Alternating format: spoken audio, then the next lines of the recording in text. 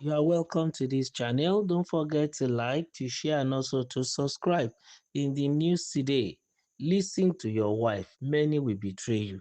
Oh no, warns Tinubu over eligibility of Jonathan for 2027. The former Southeast spokesperson of President Bola Tinubu, Denge Joseph Ono, has declared that there is no court ruling barring former President Goodluck Jonathan from contesting the 2027 presidential race.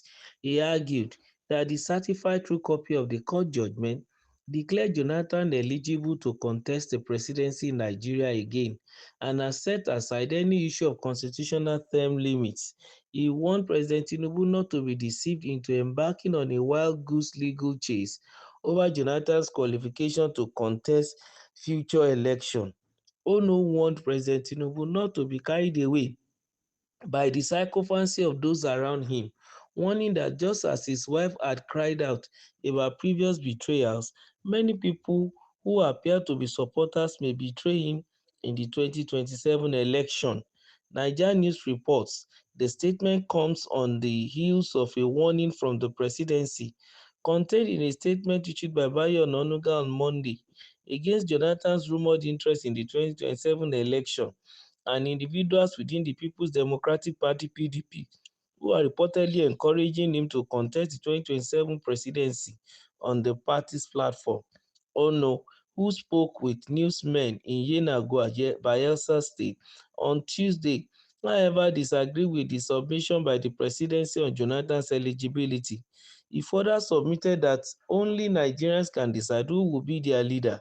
He urged the Tinubu administration to focus on issues of national importance and refrain from interfering in the electoral rights of any opponent. Therefore, President Tinubu should not be deceived by anyone telling him otherwise. This was exactly how Jonathan's inner cabal during the build-up to 2015 elections deceived him into believing that he was invincible, that Nigerians loved him, to the extent he was too carried away that he felt invincible and never saw Tinubu coming. Tinubu was the invisible magician that cast the spell that led to Jonathan's loss at the poll. The president should not fall in the same trap by the voices that surround him now. The one major sincere voice he should listen to is his wife. Many will betray him in the coming months, Ono said.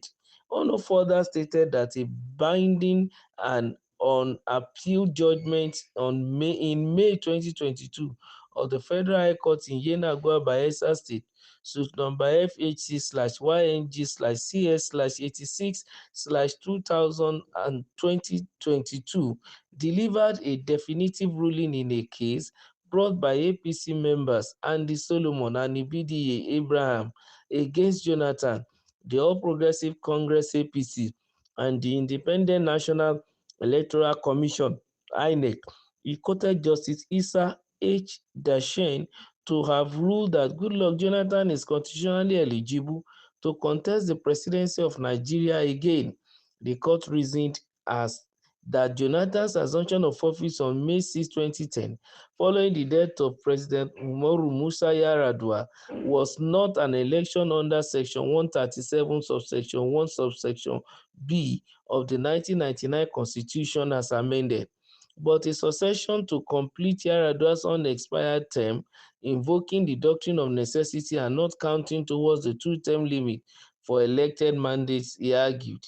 Ono said that Jonathan was elected only once in the 2011 presidential election, served a full 4-year term until 2015, which is 2015 bid was a legitimate re-election attempt, even though he was defeated at the poll, but did not exhaust the constitutional allowance.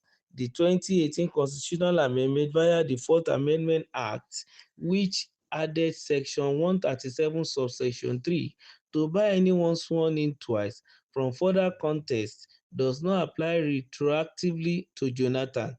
The amendment postdated his tenures 2010 to 2015.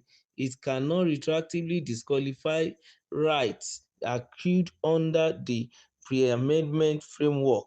Ono stated that ex post facto laws are impermissible in Nigeria's constitutional democracy, a principle reinforced by precedents such as the Court of Appeal's 2015 ruling in Syracuse Njoku versus Goodluck Ebele Jonathan 2015 LPELR 24496/CA, which similarly excluded his 2010 oath from term counting calculations. Ono asserted that the 2022 judgment was never appealed by the plaintiffs or any party, despite the 90 days window under the Constitution and relevant electoral laws. Over 3 years later, as of September 2025, the ruling stands as final and binding under the doctrine of res judicata, barring relitigation of the same issues between the same parties.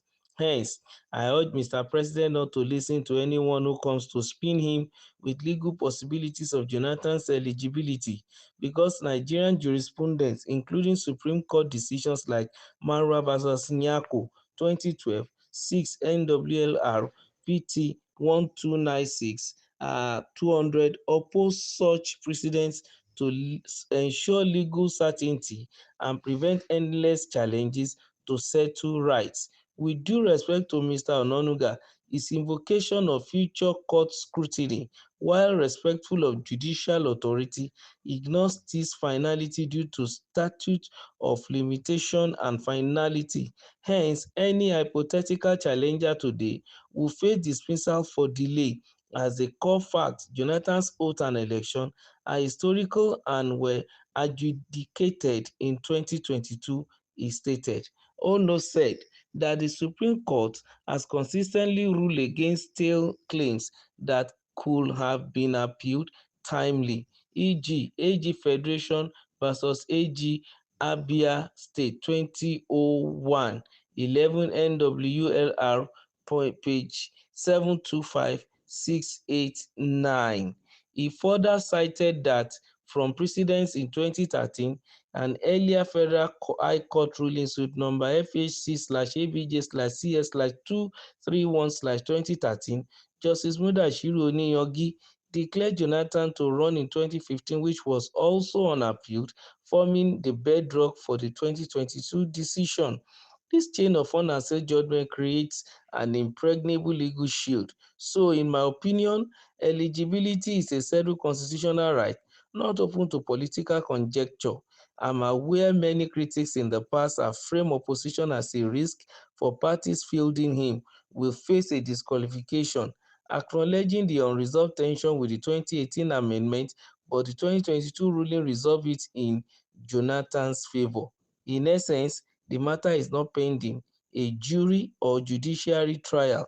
It was conclusively decided, suggesting otherwise risk undermining judicial authority by implying courts must revisit final verdicts at political whim, eroding the stability essential to Nigeria's electoral process. Don't forget to like, to share, and also to subscribe to our channel. Thank you very much.